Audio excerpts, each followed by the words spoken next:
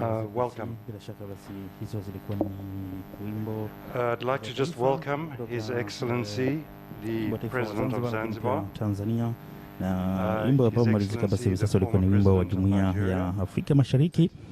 Mtazamaji wa ZBC, karibu katika matangazo moja kwa moja kutoka hapa katika hoteli ya Verde MTONI Zanzibar, na lengo basi likiwa ni katika mkutano ambao unafanyika hapa kwa maksudi kabisa katika kuangalia namna gani ambapo Afrika tunaweza tukafikia mafanikio katika mataifa mbalimbali. Na kumbuka mtazamaji, mkutano huu ni unahusisha basi viongozi mbalimbali kutoka mataifa mbalimbali ya Afrika na baadhi ya mataifa kutoka nchi mbalimbali duniani. Na wakati huu basi sasa baada basi ya kuweza kuwasili viongozi mbalimbali, kumbuka mgeni rasmi hapa ni Rais wa Zanzibar na mwenyekiti wa Baraza la Mapinduzi Dr. Hussein Ali Mwinyi. Lakini pia katika mkutano huu msikilizaji, kwamba kutazinduliwa kitabu hapa ambacho kitakuwa basi kina mnasaba wa mambo mbalimbali ambayo yanazungumzia kwa vipi basi mataifa ya Afrika yanaweza kufikia mafanikio. Ukiangalia pia kwa baadhi ya nchi mbalimbali zile za Asia nazo zikiwa zimefanikiwa kwa kiasi kimoja ama kingine. Na katika mkutano huu msikilizaji, mtazamaji wa ZBC, baadhi tu ya viongozi ambao wapo hapa, yupo Rais Mstaafu wa Nigeria Olusegun OBASANJO, lakini pia Waziri Mkuu Mstaafu wa Ethiopia Mheshimiwa Haile Mariam Desalegn ambaye pia yupo hapa, na baadhi tu ya viongozi mbalimbali. Kumbuka pia mkutano huu umehudhuriwa na mawaziri mbalimbali kutoka Serikali ya Mapinduzi ya Zanzibar, makatibu wakuu hapo hapa pia, na baadhi ya mabalozi kutoka nchi mbalimbali na kwingineko pia. Basi sasa nikupe nafasi ya kusikiliza mshereheshaji hapa akizungumza baadhi ya mambo ambayo yatakuwa yakifanyika katika mkutano huu. Karibu sana mtazamaji.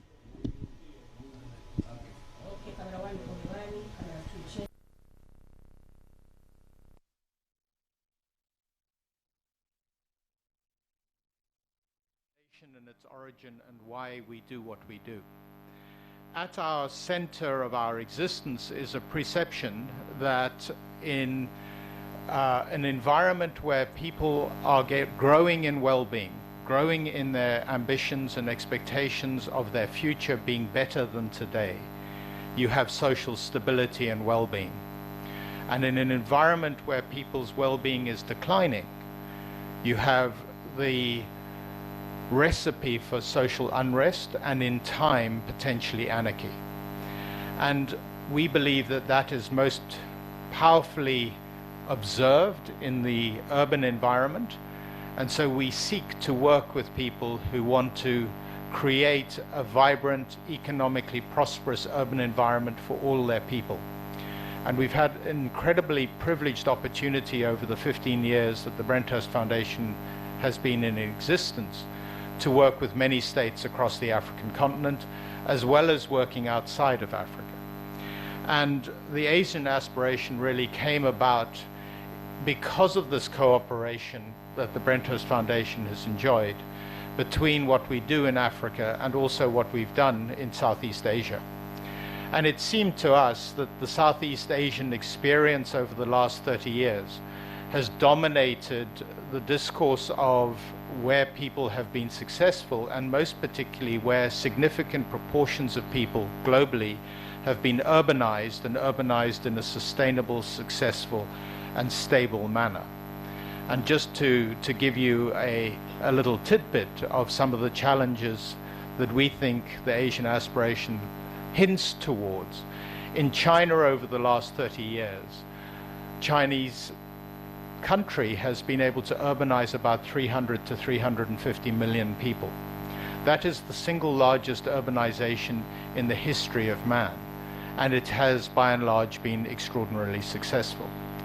Now the challenge we face as a continent in the next 30 years, if we believe the World Bank's numbers in terms of the numbers of people who are either being born into or moving into our cities on the continent, is that Africa will need to urbanize at least 500 million people over the next 30 years.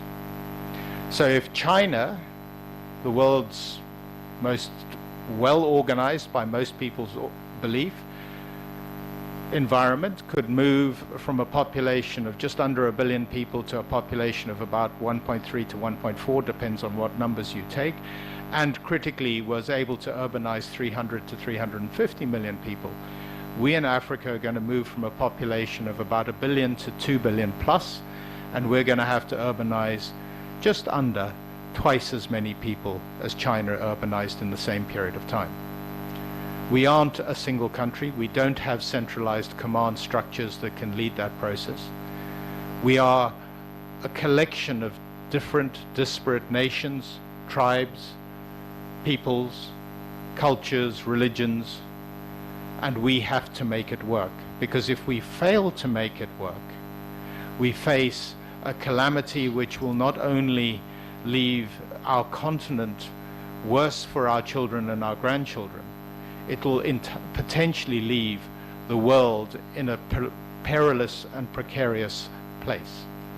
So my challenge to you as we speak today, and as the various presenters talk, is to think very, very carefully about the extraordinary success Asia has enjoyed in urbanizing and developing into a middle-income region, or a higher than middle-income region in some instances, such as Singapore, and try and think about the lessons that they discovered and learned and executed on to be as successful as they have, and how those lessons may be relevant for our continent.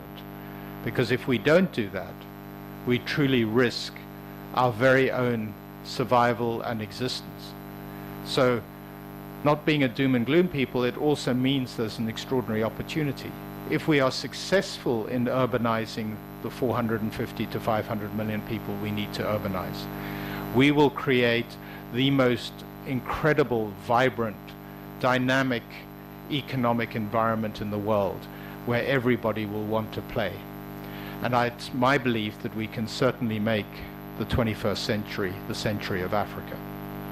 And I hope that with our little contribution in terms of the Asian aspiration, we may help inform people of how that may be achieved. Without further ado, Ray, back to you.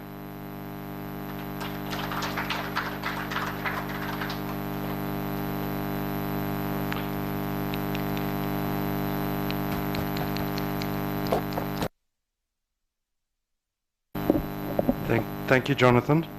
And without further ado, I'm going to hand over to the former President of Nigeria, President OBASANJO, who is a co-author of this book and who is a person who has thought deeply about these issues for several decades.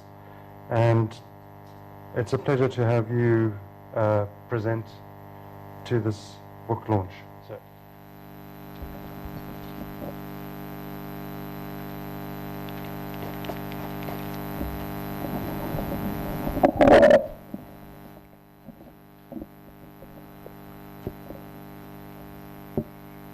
Na mtazamaji wa ZBC, basi hivi sasa ni Rais Mstaafu wa Jamhuri ya Serikali ya Nigeria, Olusegun Obasanjo, hivi sasa basi ndo anazungumza. Nakumbuka huyu pia ndiye aliyefanikisha hichi kitabu ambacho kitazinduliwa hapa leo, na tumsikilize. Distinguished ladies and gentlemen,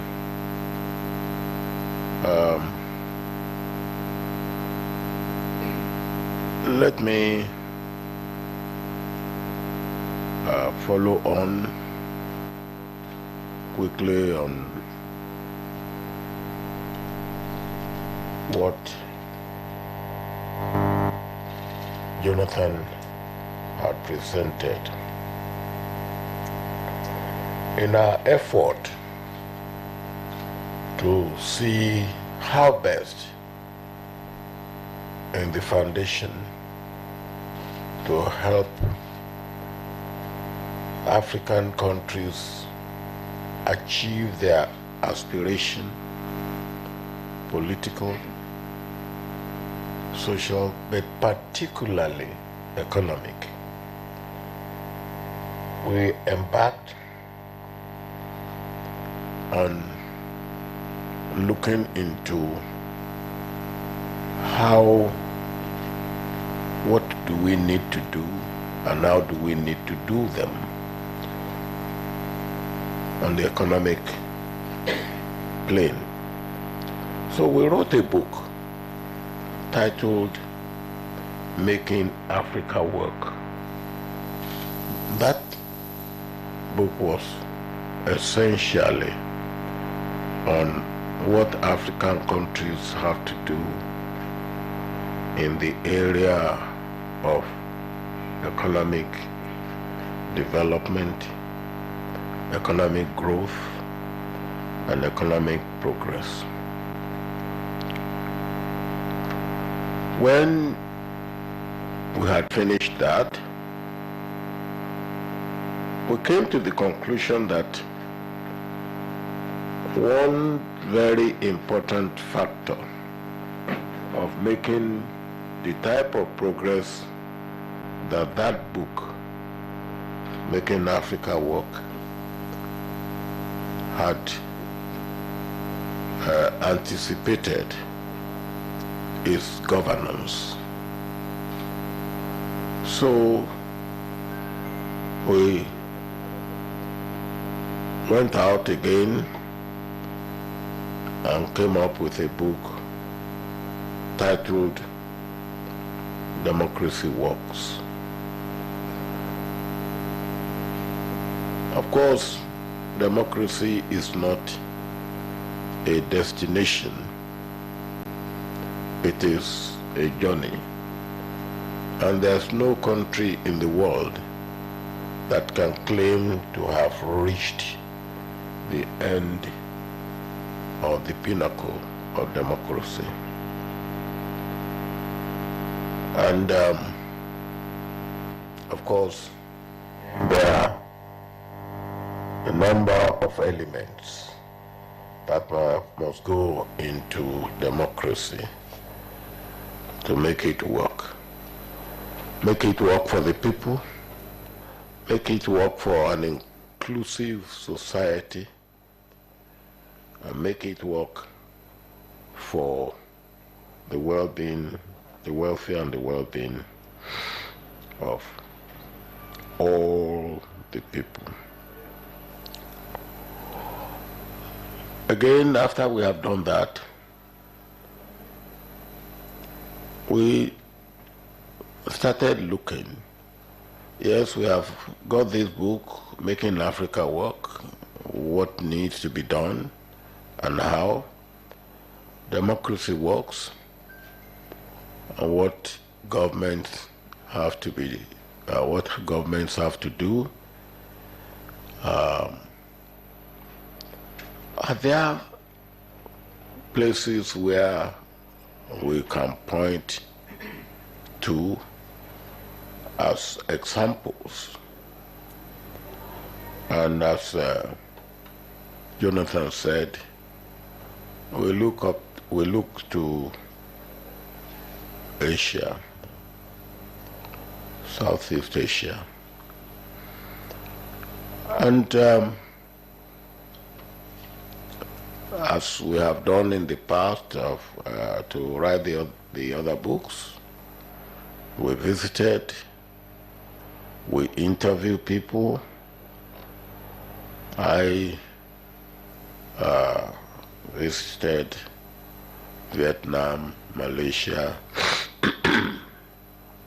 Singapore, and my brother, Prime Minister El-Mariam Dessani, also visited the few places, but the chief executive of Brenthos Foundation, Greg Mill, who was the driving force, visited more places than the rest of us, and we put this book together, The Asian Aspiration.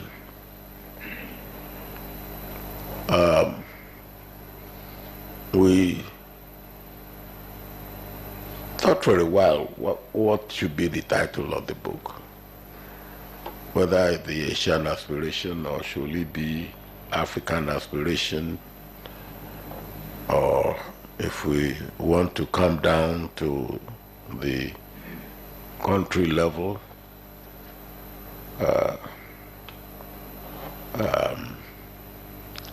Zanzibari aspiration, or Nigerian aspiration, or Ethiopian aspiration.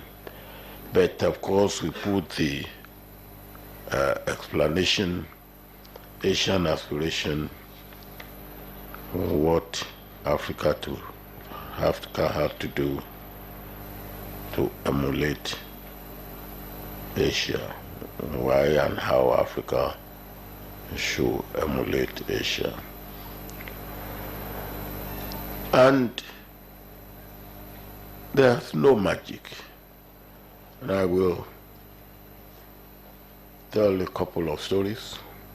One was the story of a visit by an NGO I established and I led for a while, Africa Leadership Forum. The aim of that forum is to bring up and coming young African leaders. And through the Interaction Council, of which I was a foundation member, and Lin Kuan Yew was a member, I asked Lin Kuan Yew to come and address the young Africans that I put together under Africa Leadership Forum.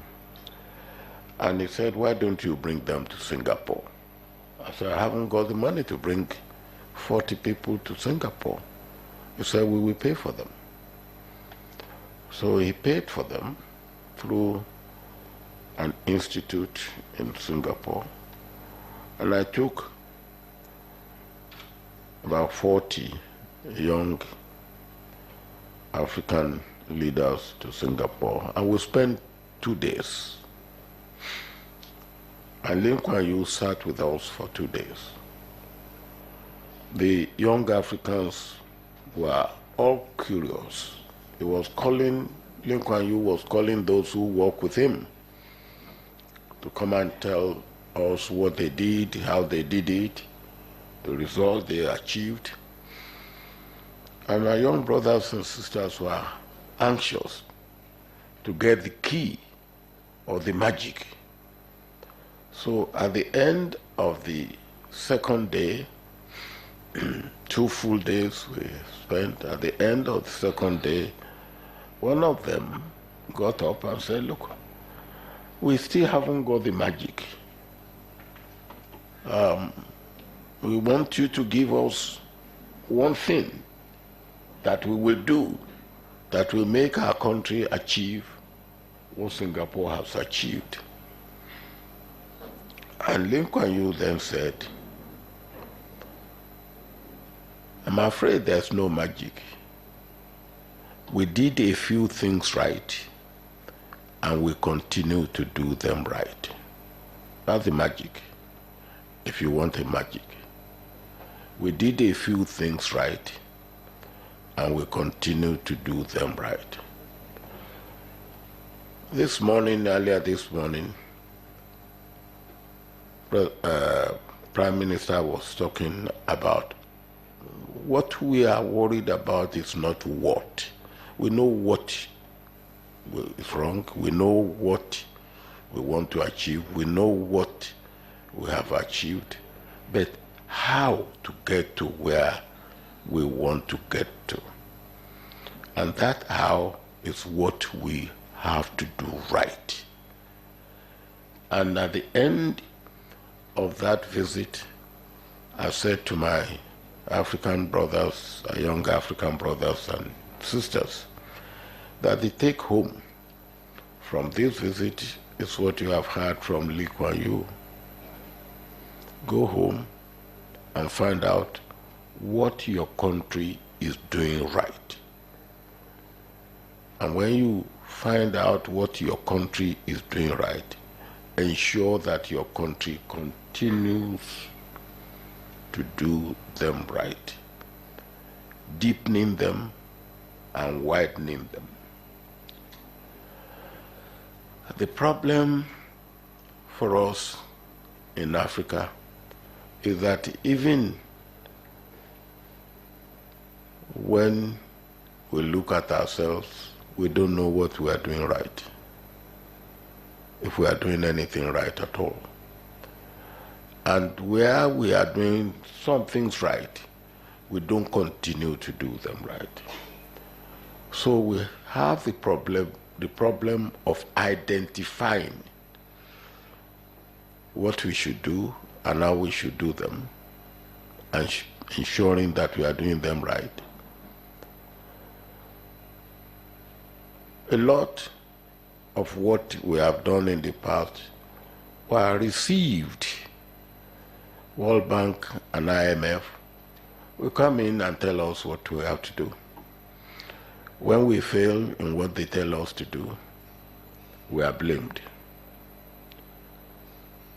Oh, you haven't done it the way you should have done it. And one example is something they come and brought to us and called structural adjustment. And in structural adjustment, because I was a victim, they said we cannot subsidize agriculture. And yet, they are subsidizing agriculture.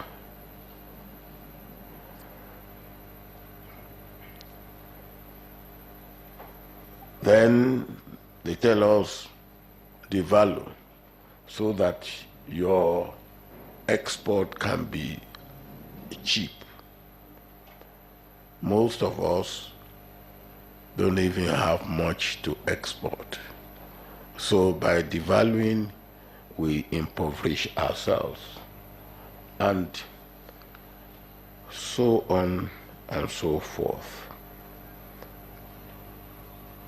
But when we left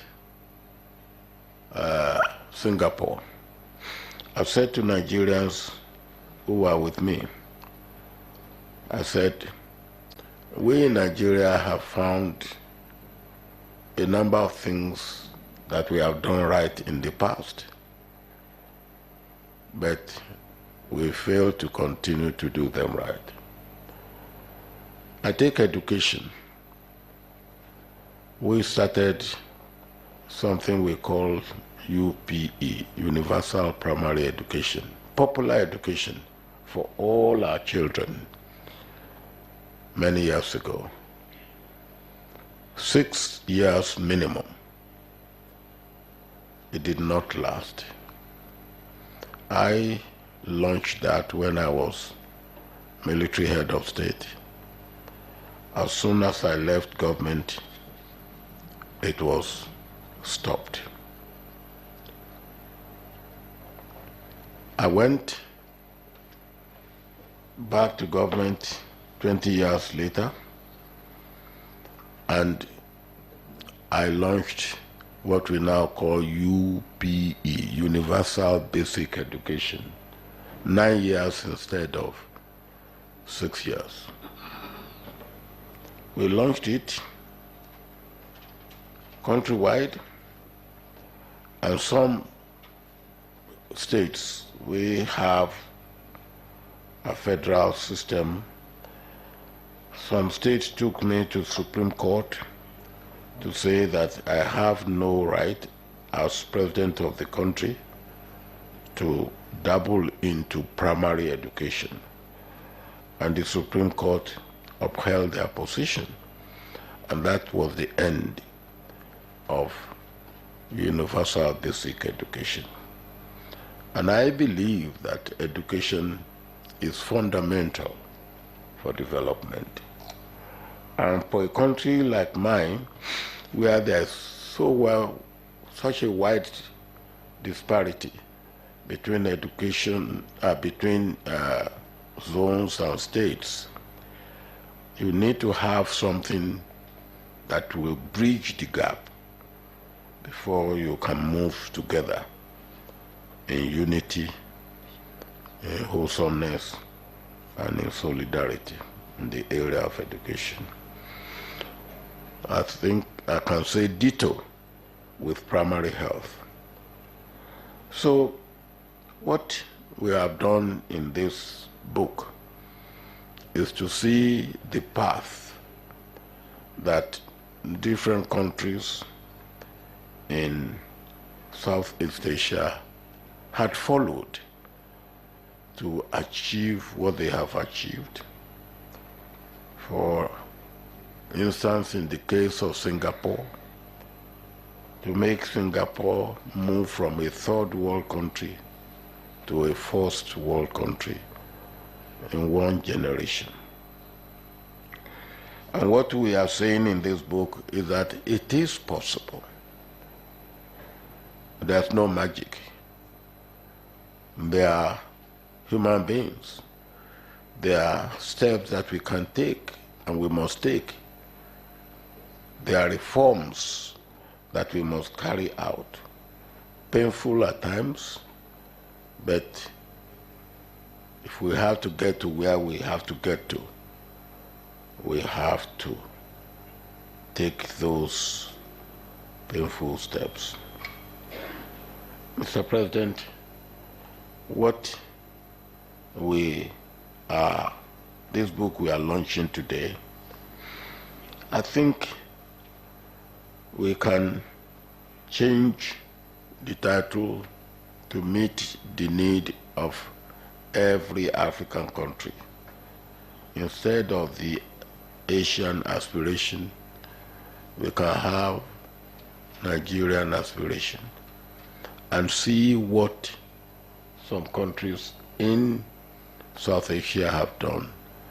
We don't have to take it lock, stock, and barrel, but we are talking of adaptation, understanding what is there and adapting to our own situation. And our honest belief is that this is achievable. Failure to achieve it will be disastrous for us, because the youth will only exercise patience for a limited period of time. Jonathan has talked of bringing them into the urban culture. If we do not get the youth employment, if we do not get them to see hope in the future for themselves, I think what happened in South Africa about 3 weeks ago will be a child's play in all our countries. And there will be no exception, all our countries. I believe what this book is saying, to be forewarned is to be forearmed. We have what it takes in terms of what we have physically, what we have in terms of technology.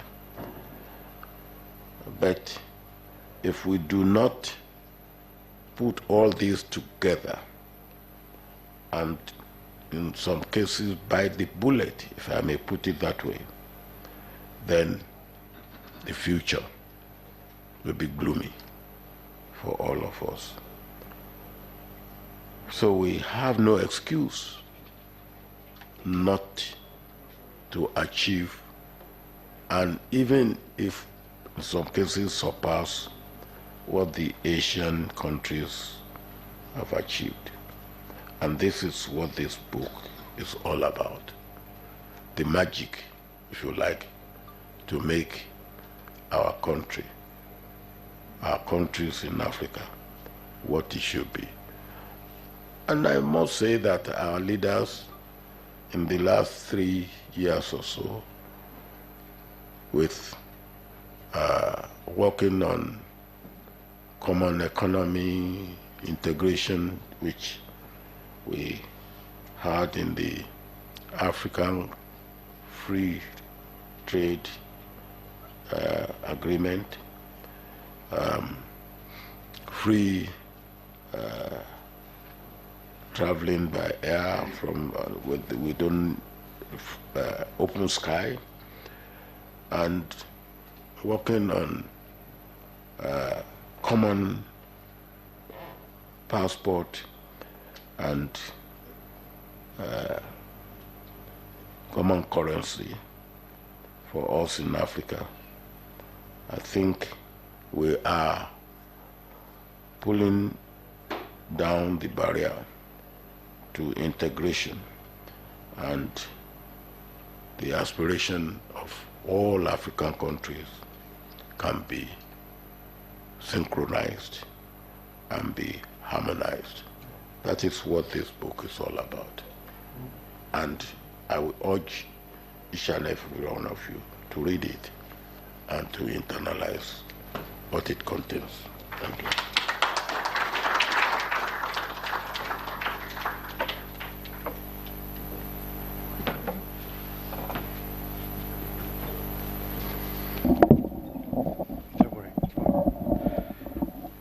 Thank you very much, Mr. President.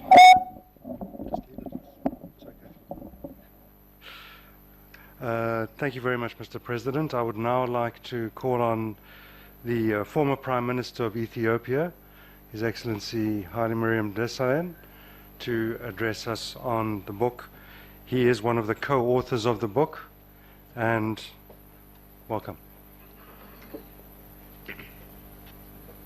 Na mtazamaji wa ZBC, basi muda mchache tu ulikuwa ukimsikiliza basi Rais Mstaafu wa Nigeria, ambaye pia ni mmoja kati ya wahusika wa kitabu hiki. Rais Olusegun Obasanjo ameeleza mengi kwa namna gani basi ameweza kuja na kuandika kitabu hiki, na wapi basi alipata wazo hili, kwa nini akaamua kuandika haya ndani ya kitabu hiki. Sasa basi tumsikilize Waziri Mkuu Mstaafu wa Ethiopia, Mheshimiwa Haile Mariam Desalegn, ambaye naye anazungumzia basi kuhusiana na mengi ambayo wamefanikisha kitabu hiki. But I would like to mention the key issues that this book is trying to address. First of all, we have to understand that Asia is not one country, so do Africa. We have diversities, and we wanted to see the best things out of all the countries in Southeast Asia that can be emulated to Africa. And Africa is not one country, but diverse country. Depending on that, what kind of basic things we can adopt from these studies. And the second thing is the combination of the authors matters the most. We are two policymakers and two researchers. So you can see how much we were debating in terms of both technical support for the book, as well as policy understanding and experience we both have in our leadership terms. Having said this, I think the most important thing we distilled, key 5 things we distilled from our studies to somehow contribute to the African nations, where the first one is leadership. Leadership matters the most. Almost all the countries we visited in Asia, there is a huge commitment, let me say selfless leaders in those Southeast Asian countries. They are not short-term persons. They are not self-enriching persons. They fully gave themselves to their own people. That's one of the ingredients we see in Southeast Asian leadership. almost all of them. Let them come from different backgrounds, like South Korea and Vietnam are completely different in their background. You know, even in the history of Vietnam and South Korea, one is fighting the incursion of communism, the other one has embraced communism, and some of them leaders are communists themselves. I think what matters was not the ideology, what was the commitment of the leadership, both sides. So maybe Tanzania and Kenya are different in terms of their background. I see in Tanzania more left-leaning policies, while Kenya more open and liberal policies. But in both countries, if there is right leadership, right commitment, I think things can happen. So that's one lesson we learned. So leadership matters. Leadership matters the most. Second, within that spectrum is institution. Their institutions are meritocratic, and they are based on merit rather than lineage, tribalism or patronage network, whatever. So we have to avoid in our countries this kind of institution building, you know, bringing the most talented professional people into our civil service rather than bringing our relatives into the civil service. If we can't do that, I think we can change our countries very well. So meritocracy was one of the basic things we have learned in all across Asian countries that we can emulate. I think this is about leadership and institutions. The second one we distilled was they are not the prisoners of the past. They do not blame for all the mistakes they make somebody who should take the blame, like colonial masters. You know, we sometimes blame for our mistake the colonial masters. But sometimes in some African countries, even we are the worst than the colonial masters themselves, but we just blame them in this regard. So we have to avoid this kind of becoming the prisoner of the past. We have to focus on our current situations. Of course, we have to learn from our past, the good things, and avoid the bad things from our past. So I think these are the second point which we have tried to distill is this one. The third one was, as President has explained it very well, it was get the basics right for growth. You know, if we start something, we have to get it and then consistently pursue that right thing, because things will not change overnight. We have to have a consistency and sustainable pursuing in that line if we get the basics right. So let me give you one example of my own country. We always say that we don't have those things, but we do have. Ethiopian Airlines. 75 years ago, Ethiopian Airlines was established in a basic good footing. And until now, whatever government comes, it's state-owned enterprises, but it goes on successfully, while many African airlines has gone out of services and are not profitable. But Ethiopian Airlines continue to be profitable because the basics was right, and consistently it moved sustainably. It went on doing things better. So I think we do have also examples in our countries. You can cite some in Zanzibar. I don't know the details, but you can have your own something which has gone good, basically right, and consistently taking to the next level. So I think we have to see that as well. So usually countries are cited, like Germany, for example, been destroyed, but Germany has continued and came back again as a powerful country immediately because the basics was right, even though the infrastructure was destroyed and many other things went wrong. But Germany has came back, rebound very quickly. Similarly, Japan, with the Hiroshima example, we were citing this in our book as well. And because of that atomic bomb, Japan was destroyed. but it came back quickly because the basics was right, and they can quickly come back. Imagine if this happens to one of the oil-rich Gulf countries. Will they come back quickly? I don't think so. The basic was not right. I mean, the human capital, the working methodologies, the reliant systemic basic systems that are on the right path. So I think we have to make our basics right and continue on. That's what we distilled as our third basic thing. And build and integrate, the infrastructure deficit issue, which we're talking about. This is very important. Integration is very important. And finally, I assume Tanzania, as part of Tanzania, also Zanzibar, and my own country, who claim to be communist kind of background and locking down everything, controlling everything kind of attitude. That was not seen even in Vietnam. Vietnam has learned from that, and now many things are open in Vietnam for business. They are very careful in looking into things that they want to make it open for business for ultimate benefit of the people of Vietnam. So when I went to Vietnam, I was thinking, that was a communist country, and so many things will be, closed and kind of thing. But to my surprise, they were much more open even than the United States in many ways. So I was surprised. So they opened up for control, but they are not controlling so that everything will be in our control. So I think this opening up issue is something which the President was mentioning. It's very, very essential, especially for us who has some leftist background in our party systems. So I think these are the basic things we learned from the research we have made together with economic researchers.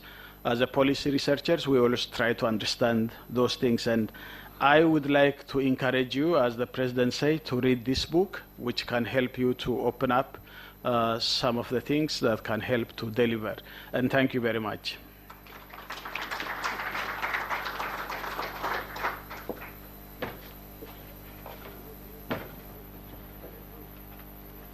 Thank you, Prime Minister.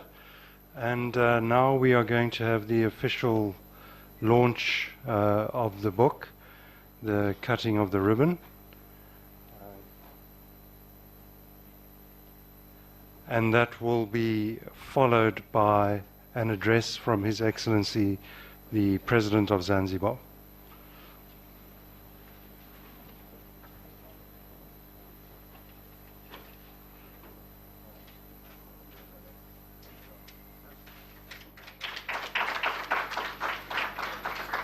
Mtazamaji wa ZBC, basi sasa ndio lile zoezi la kuweza kukizindua kitabu hicho litafanyika hapa, ambapo tayari mgeni rasmi Rais wa Zanzibar na mwenyekiti wa Baraza la Mapinduzi Dr. Hussein Ali Mwinyi tayari amekisha kizindua kitabu hicho, na kama ambavyo kinaonekana kitabu hicho, msikilizaji, kikiwa kina jina la The Asian Aspiration, hamu ya Asia hiyo, lakini pia why and how Africa should emulate Asia. Kwa nini na jinsi gani Afrika inapaswa kuiga Asia? Bila shaka basi na mengi yakiwa yameelezwa ndani humo, ambapo ulimsikiliza Rais Mstaafu wa Nigeria Olusegun Obasanjo alieleza mengi sana katika namna ambavyo ameweza kukiandika kitabu hicho, na kwa tafiti ambazo walifanya pia kwa mifano ya nchi mbalimbali ambazo waliweza kuzitembelea, na katika kuandika kwa namna gani basi Afrika tunaweza tukafanikiwa katika hayo. Na hiyo ndio chachu ya mafanikio, na akataja pia uongozi bora, kuthamini yale ambayo yanafanyika nyumbani kwetu huko, hasa vipaji na mambo mengine mbalimbali, lakini kuwa na uwekezaji bora mara nyingi basi hukuza uchumi na kusaidia nchi zetu kufanikiwa zaidi. Basi msikilizaji, sasa ndio rasmi Rais wa Zanzibar na mwenyekiti wa Baraza la Mapinduzi Dr. Hussein Ali Mwinyi ndio anazungumza, na tumsikilize katika hotuba yake hii. Your Excellency Haile Mariam Desalegn, former Prime Minister of Ethiopia, Mr. Jonathan Oppenheimer, patron of the Brandhurst Foundation, Mr. Ray Hartley, Executive Director, Brenhurst Foundation, ministers and all government officials here present, distinguished guests, ladies and gentlemen. First of all, I take this opportunity to thank the Almighty for having enabled us to meet here for the launch of this remarkable and thought-provoking book entitled The Asian Aspiration: Why and How Africa Should Emulate Asia. This title is very inspiring and good enough to attract leaders, politicians, economists, policymakers, and book readers of all types. I convey my sincere appreciation and gratitude to all the four co-authors of the book: His Excellency Obasanjo, former President of Nigeria; His Excellency Haile Mariam, former Prime Minister of Ethiopia; Emily van der Meer, economist at the Brenhurst Foundation; and Dr. Greg Mills, the director of the Johannesburg-based Brenhurst Foundation, for coming up with the idea of writing this remarkable book. Likewise, I thank all the four authors for organizing the launch of this book in Zanzibar. You have made the right choice. I welcome to Zanzibar all of you. On the other hand, I extend my heartfelt appreciation to the Brenhurst Foundation for conducting a research on strategic economic plan for Zanzibar. The presentation of their findings and discussion we had this morning were very insightful and have greatly broadened our perspective on various issues relating to the formulation and implementation of economic plans and policies. The government of Zanzibar will implement the recommendations that have been put forward by the research team.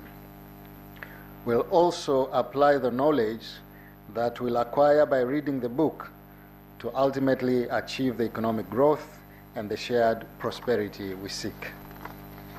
Your Excellencies and distinguished guests, today has been a remarkable day of learning and having constructive engagements. We have benefited enormously from the knowledge and experience of the three authors who are here with us today. The previous speakers have clearly explained what the book we are launching today is about. Now we all have a glimpse of the book from the presentations made by the authors themselves. As a lot has been said about the book and the key lessons that African countries can learn and perhaps avoid in their development trajectories. I call my fellow leaders in Africa at different levels in our prospective countries to ensure that they read this book and apply the useful lessons portrayed in it. It is interesting to learn how the Asian nations managed to turn the economic hardship into economic successes we all admire today. For instance, it is very interesting to learn how Vietnam managed to turn the huge economic challenges it was facing in the early 80s into the successes it currently enjoys. We learned that until the early 80s, the country was facing food shortages and high inflation rates that surpassed 700%. It also had a very weak private sector and banking system with limited foreign investments. But that is not the vision that comes to mind when one thinks of Vietnam today. By 1986, Vietnam's renovation policy jump-started a revolution, first in the agricultural sector and subsequently across all productive sectors of its economy.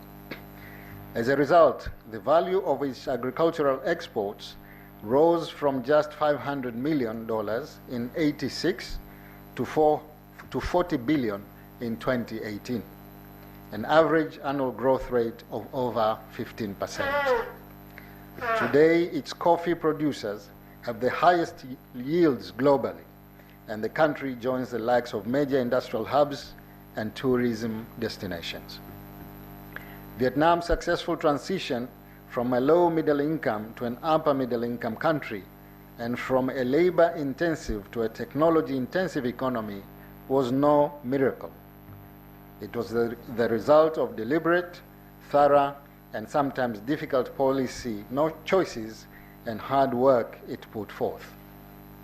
Therefore, the government and the people of Vietnam have shown us that no one but ourselves can deliver the outcome of the development we want to achieve. We must, as the saying goes, take our own destiny into our hands. With pragmatism, a laser focus on our goals, and by leveraging partnerships with others, we can alter the course of our development. Your Excellencies, ladies and gentlemen, this book we are launching today also teaches us that we must never underestimate the power of innovation and learning. World War II was catastrophic for Japan's economy, and yet, within a generation, it had rebuilt itself from the ground up, reaching high income status in 2 short decades.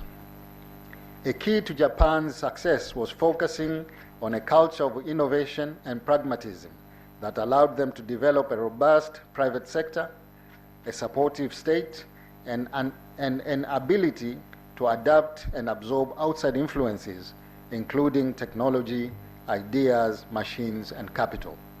Today, Japan has a very strong car manufacturing sector, which produces the Toyota we are all too familiar with here in Zanzibar.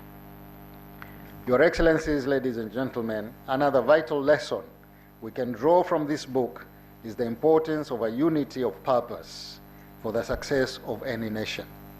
Singapore has shown the importance of having a shared vision to be able to succeed. Singapore transformed from an urban slums into social sensitivities and fragilities into an unmatched global city, primarily due to the late Lee Kuan Yew's commitment to the performance and well-being of his people, a dynamic that this book calls popular welfare.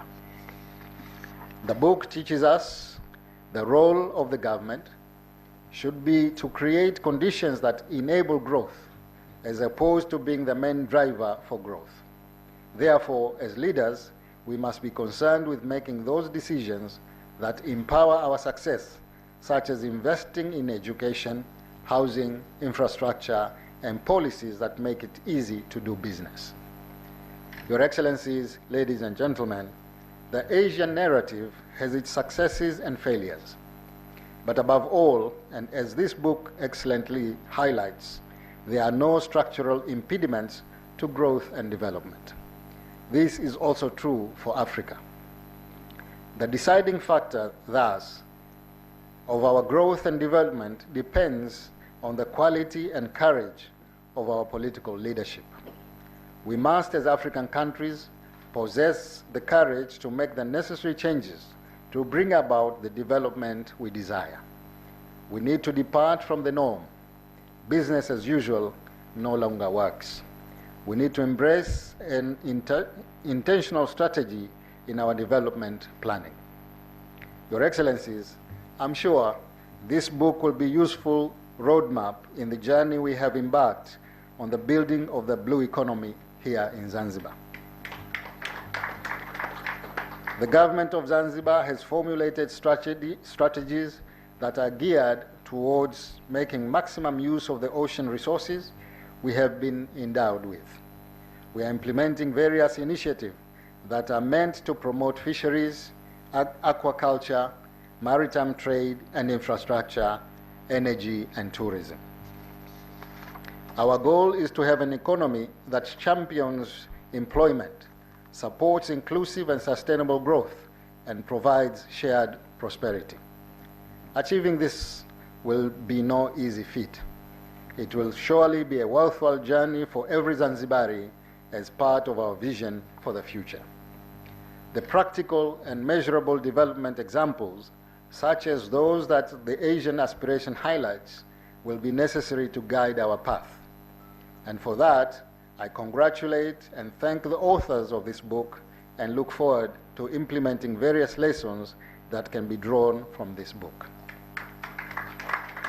Your Excellencies, once again, I extend my profound appreciation to the authors for coming up with the ideas of writing this, with the idea of writing this book and taking the decision to launch it here in Zanzibar.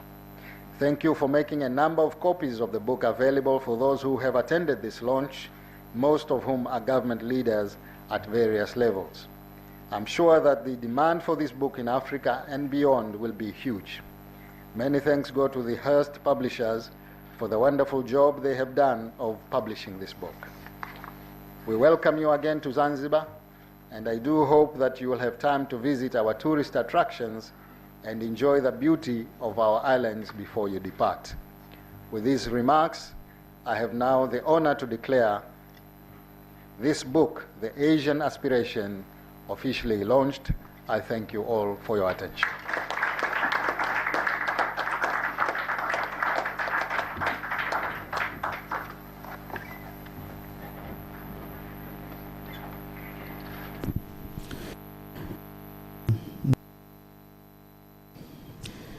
Mtazamaji wa ZBC, ni Rais wa Zanzibar na mwenyekiti wa Baraza la Mapinduzi, ambaye pia ni mgeni rasmi katika uzinduzi wa kitabu hiki, Dr. Hussein Mwinyi amezungumza basi mambo mbalimbali hasa katika mnasaba wa kitabu hiki kenye mafanikio, lakini imebeba basi mambo mbalimbali ambayo nchi za Kiafrika zinaweza zikafikia maendeleo makubwa kama ambavyo nchi zile za Asia ambazo zimeweza kufanikiwa katika mengi ambayo yameandikwa kwenye kitabu hiki. Basi mtazamaji, kabla kuweza kukusimulia na kwa yale machache ambayo Dr. Mwinyi amezungumza, kidogo tumsikilize msharishaji hapa akitoa maelezo ya mambo mbalimbali. And the ministers that we have spoken to have been very helpful and have provided us with a lot of assistance. So thank you very much. And then finally, I would just like to thank Salim Aziz, I'm not sure if he is here, who provided us with fantastic hospitality here at this incredible hotel during our stay. Thank you very much, sir. Your staff and your organization were very accommodating, and we couldn't have wished for better. Thank you again. And then finally, there will be some photographs taken. So if the speakers on the podium, plus the members of the Brentist Foundation and ministers that are present, could go to the outside area here for an official photograph. And you're invited to join us for something to eat and something to drink. Thank you. Na mtazamaji wa ZBC, basi kwa mujibu tu wa utaratibu ni kwamba hivi sasa ndio kitafuata kile kitendo cha upigaji wa picha kwa viongozi mbalimbali ambao wapo hapa. Mgeni rasmi basi Rais wa Zanzibar na mwenyekiti wa Baraza la Mapinduzi atakuwa katika picha hiyo pamoja na baadhi tu ya viongozi akiwemo Rais Mstaafu wa Nigeria Olusegun OBASANJO, lakini pia Waziri Mkuu Mstaafu wa Ethiopia Hailemariam Desalegn.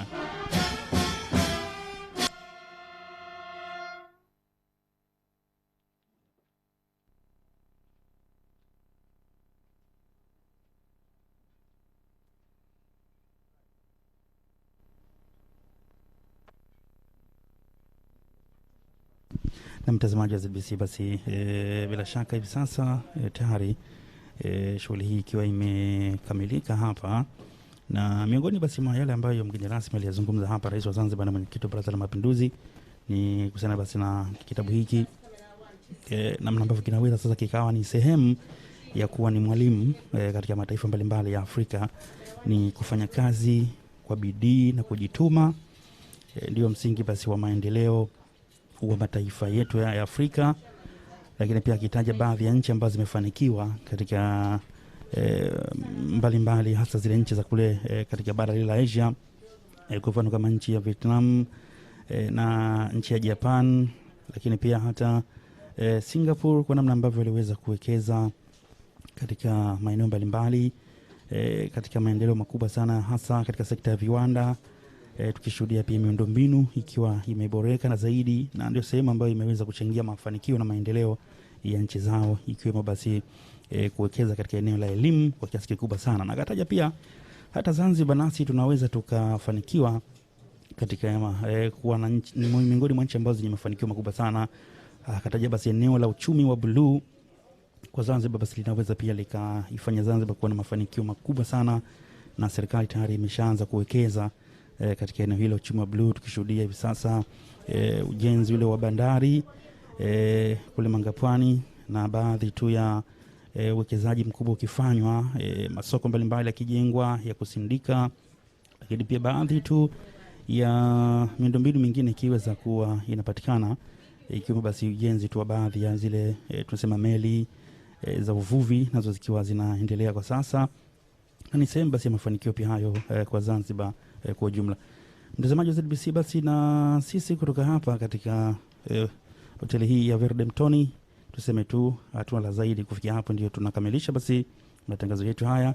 Nakumbuka ilikuwa ni mnasaba wa matangazo moja kwa moja katika uzinduzi wa kitabu ambacho kimeandikwa na rais wa zamani wa Nigeria Olusegun Obasanjo, lakini pia waziri mkuu wa zamani wa Ethiopia Haile Mariam naye pia akishiriki katika upande huo. Kitabu hiki kikiwa kinazungumzia hamu ya Asia kuwa na kwa maana kwamba nchi za Kiafrika kwa nini basi na jinsi gani Afrika inapaswa kuiga Asia kule, tukiangalia namna ambavyo wenzetu wamepiga hatua kubwa katika mafanikio.